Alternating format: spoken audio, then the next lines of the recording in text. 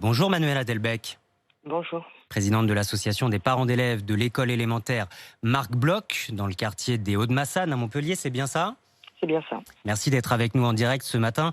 Les Hauts-de-Massanes, quartier qu'on dit, j'aime pas beaucoup ce mot, mais quartier sensible. C'est bien ça. Oui.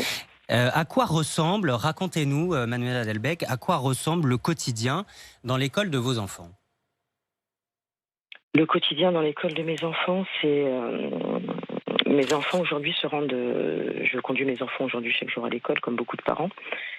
Et on a eu quelques événements qui ont perturbé la vigilance, on va dire, des parents sur le quartier. C'est-à-dire, quels événements? On a eu récemment des enfants sur une école voisine, donc l'école Galilée pour ne pas la citer, qui ont été accostés par des délinquantes, par des dealers, afin de récupérer des pochons de drogue au sein de l'école.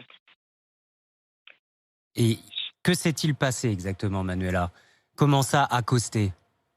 Alors, donc c'est-à-dire que des enfants ont trouvé des pochons de drogue juste à côté de leur école, pensant que c'était le sac d'un enfant oublié, l'ont ramené à l'intérieur de l'école.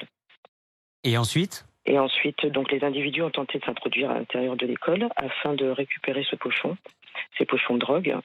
Et tout de suite, la directrice de l'école a déclenché l'alerte intrusion. De là, les forces de l'ordre sont intervenues rapidement.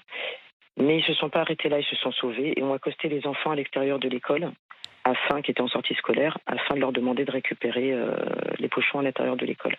Donc ça, une scène dans l'école Galilée, dans l'école de vos enfants, Marc Bloch, j'ai vu Dans aussi l'école de nos enfants, des ordinateurs cassés. voilà, c'est ça. L'été dernier, on avait fait un appel à rassemblement afin de dénoncer que l'école était un sanctuaire. Et quand on s'attaque à une école, on s'attaque à ses enfants.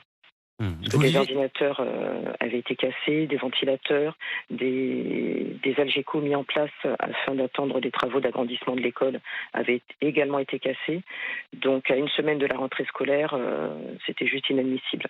vous vivez dans ce quartier depuis 5 ans, hein, c'est ça, Manuela? Tout à fait. Donc à peu près depuis qu'Emmanuel Macron a été élu président de la République avec cette promesse, plus de bleus, plus de policiers, ça dissuade les délinquants, nous dit-il ce matin dans le Figaro.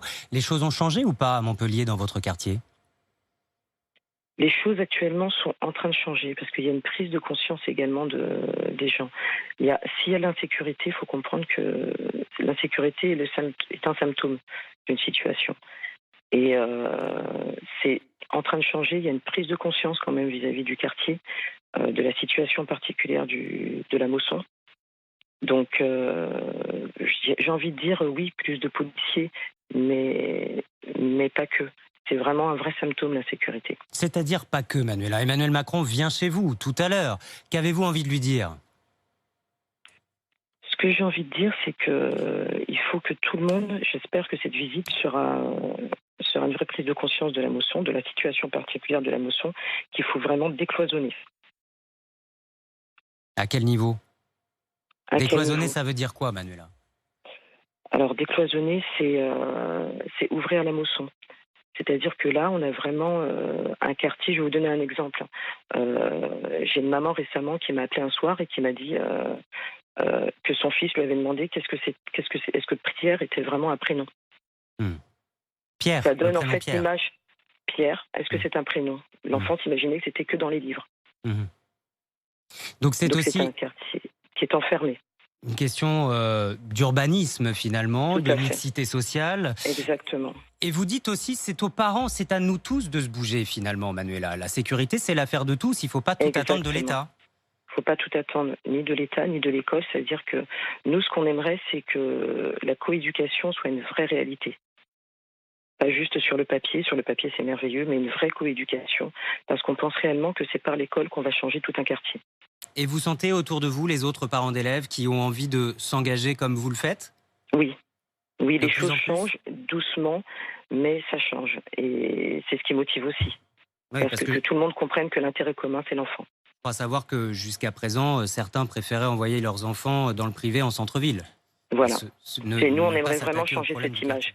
C'est-à-dire qu'on est sur un quartier où c'est un quartier dortoir. Les gens vivent, les gens viennent dormir dans leur quartier, travaillent ailleurs, ce qui peut tout à fait, voilà, ça c'est normal, mais surtout déscolarisent leurs enfants et les mettent ailleurs. Et nous, ce qu'on veut, c'est retrouver une vraie mixité sociale. Merci Manuela Delbecq, présidente de l'association des parents d'élèves de l'école élémentaire Marc Bloch, quartier des Hauts-de-Massanes à Montpellier. Emmanuel Macron entendra votre message tout à l'heure. Vous témoignez également au 32-16, vous habitez un quartier. Est-ce que plus de bleus, plus de policiers dans votre quartier changerait vraiment les choses? 32-16 si vous voulez nous rejoindre ce matin.